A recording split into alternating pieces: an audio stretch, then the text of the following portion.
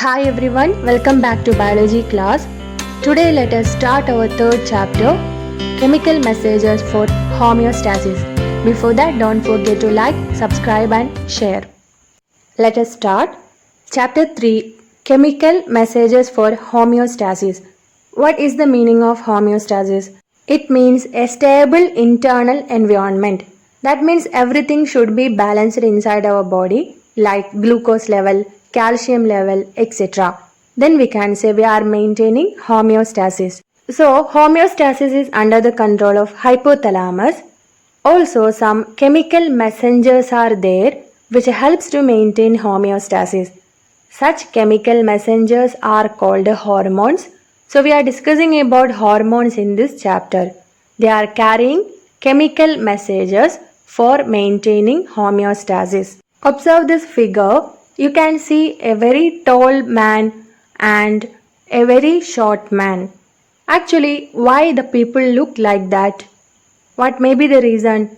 So they are having a discussion. How is it that there is so much difference in height between the two? That means why they are different in their height? And what she is saying? Teacher said that it is a hormone related issue. She remembers what her teacher said, that is, it is because of hormone problem. There is a hormone which help us to grow. If this hormone has any problem, this will result in overgrowth or the body doesn't grow at all. Now let us study about hormones and from where they are produced. The endocrine system is an organ system that control and coordinate all activities in the body. This system includes endocrine glands and their secretions called hormones. Hormones are chemical messengers that regulate cellular activities.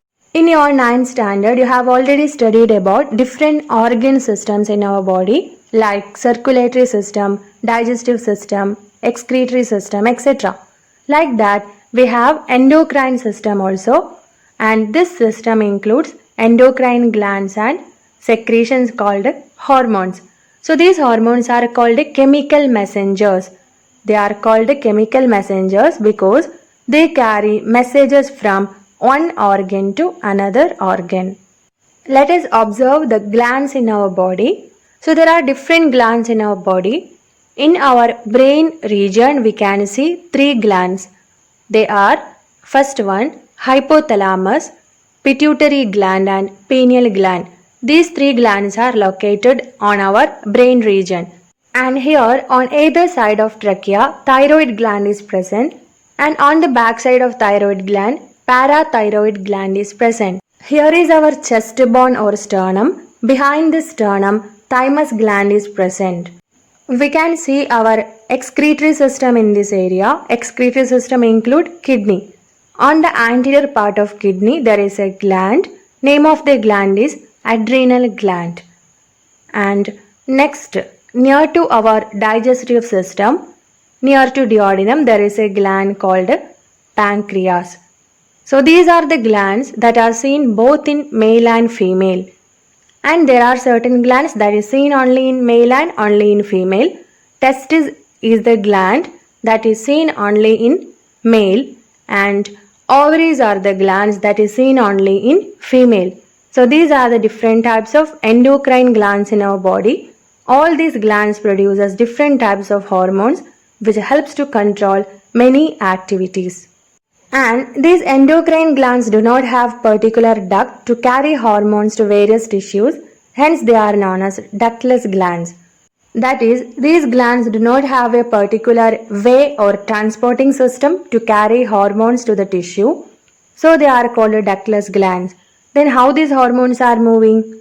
These hormones are transported with the help of blood. Do the hormones transported through blood function in all cells? Whether all the hormones can enter all the cell? Let us see. Hormones to target cell. That means how the hormones are reaching their target. Hormones reach every cell in the body as they are transported by blood, but each hormone acts only upon those cells which have specific receptors. This means all hormones cannot enter all the cell. For each cell, different types of hormones are there. The cells which are acted upon by hormones are their target cell. That is, hormones can act only on its target cell, not all the cell. Observe this illustration. That is, hormones in the target cell. This is the blood vessel.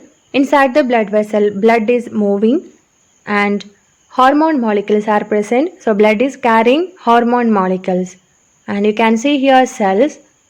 On the surface of the cell, receptors are present. These are called receptors.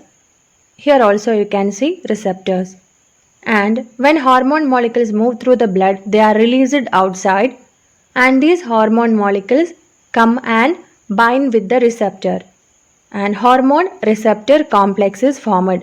Hormone molecule in the receptor of cell membrane. That is, hormones are binding with the receptors which are present on the cell membrane. And here hormone receptor complex is formed. But here they cannot bind to this receptor. Why? Their shape is different, isn't it? So these hormones cannot bind here. This is not the target cell of this hormone. Now you understood? Then what happens when a hormone binds with receptor? Hormone receptor complex is formed. As a result of this, some changes takes place inside the cell.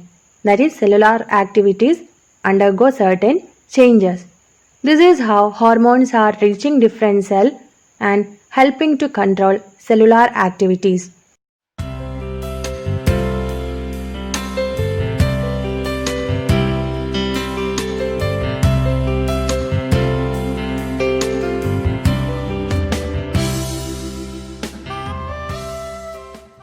Now let us start discussing about hormones and their function.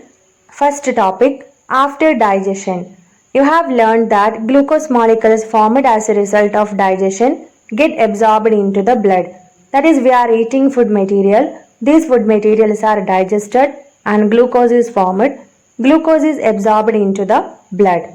These glucose molecules must reach cells to produce energy. So these glucose should reach cells for producing energy. The gland called pancreas plays a major role in this activity. So which gland is helping for this activity? Pancreas. So the first gland we are going to study is pancreas and hormones produced by pancreas. Observe this figure. You can see the figure of pancreas. This is pancreas, and where is the location of pancreas? Near to our duodenum. Duodenum is the first part of small intestine. Small intestine is belonging to our digestive system. When we observe pancreas, we can see cluster or group of cell called islets of Langerhans. What is the name? Islets of Langerhans. Islets of Langerhans contain two different types of cells. You can see here. And this cell that is brown in color, and the name of that cell is alpha cell, and remaining cells are called beta cell. Alpha cell helps to produce hormone glucagon, and beta cell helps to produce the hormone insulin. So these are the two hormones produced by pancreas, glucagon and insulin.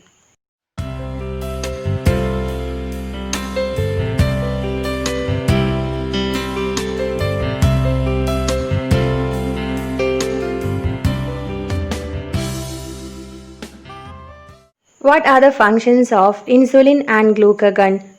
Let us see action of insulin and glucagon. First one, insulin. Cellular uptake of glucose molecule. It helps in uptaking glucose molecules. And second and important function, convert glucose into glycogen in the liver and muscle. Insulin is helping to convert glucose into glycogen and then store in liver and muscles. Second hormone, glucagon. Don't get confused with glycogen and glucagon. Okay. Glucagon convert glycogen stored in the liver to glucose.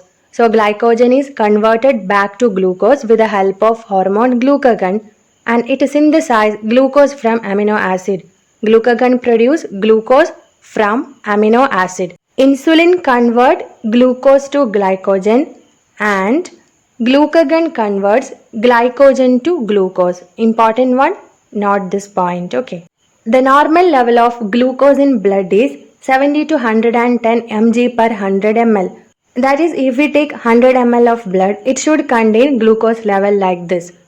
The level of glucose in blood is maintained by the combined action of insulin and glucagon. So this normal level of glucose is maintained by insulin and glucagon. Let us see how they are controlling the level of glucose between the range 70 to 110. Let us analyze this illustration. Level of glucose in blood 70 to 100 mg per 100 ml. What happens if the level of glucose becomes high? Production of glucagon will decrease. Production of glucagon decreases, and what happens to insulin? Production of insulin increases. Why? What is the reason? That is, if the glucose level is high, our body need to convert the extra glucose to glycogen. For that, which hormone is necessary? Insulin hormone is necessary, because insulin converts glucose to glycogen. So all this extra glucose in our body is converted to glycogen and stored in liver and muscles with the help of insulin, and no need of glucagon during such situation. If opposite situation happens, that is, if the glucose level becomes low, how our body is controlling that? Production of glucagon increases, production of insulin decreases. That is, glucose level is low, our body needs more glucose. So insulin is not needed, because insulin is converting glucose to glycogen. We need more glucose. So glucagon is needed. Glucagon will convert glycogen that is stored in liver to glucose. So glucose level will increase. Glucagon will convert glycogen to glucose. This is how glucose level increases if it is low.